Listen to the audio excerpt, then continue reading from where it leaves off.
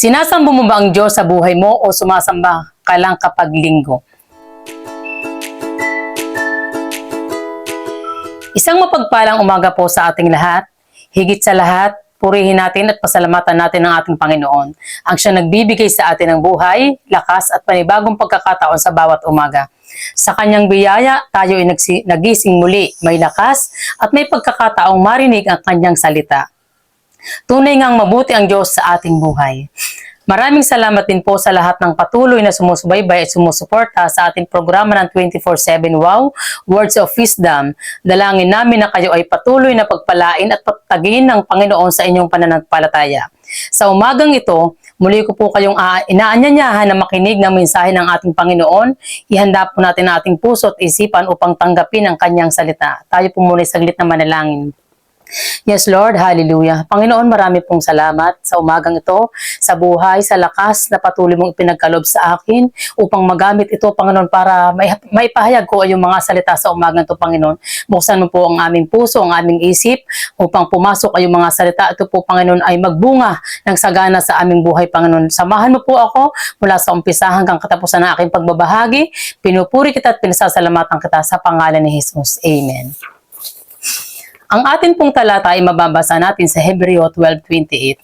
Sabi po dito, kaya't magpasalamat tayo sa Diyos sapagkat tumanggap tayo ng isang kahariang hindi nayayanig at sambahin natin ang Diyos sa paraang kalugod-lugod sa Kanya na may paggalang at pagkatakot.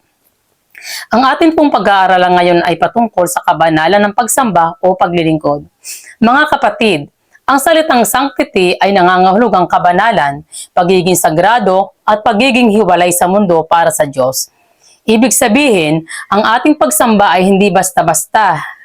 Hindi basta-basta lamang, ito ay banal, mahalaga at may malalim na kahulugan sa harap ng Diyos.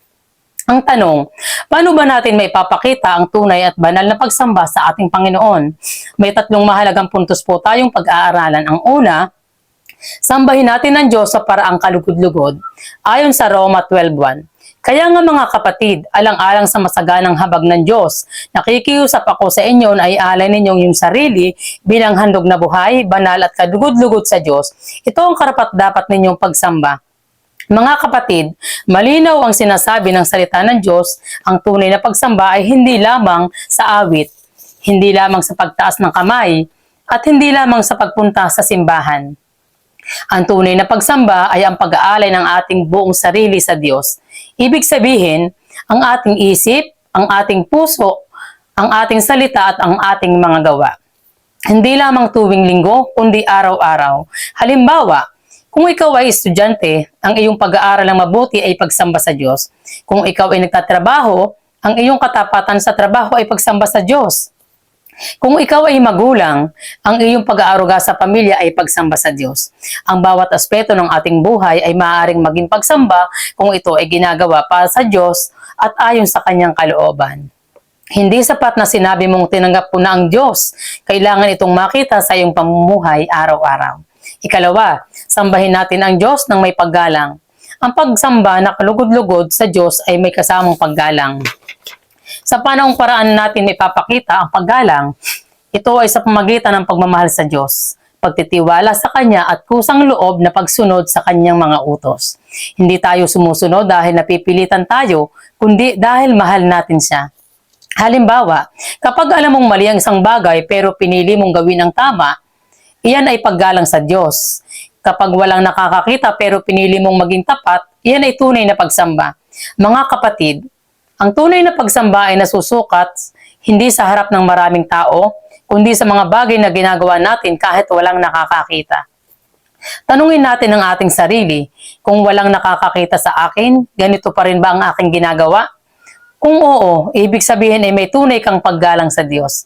At ikatlo at ikahuli, sambahin natin ang Diyos ng may banal na pagkatakot. Ang salitang pagkatakot dito ay hindi takot na parang may kinatatakotang multo o kapahamakan.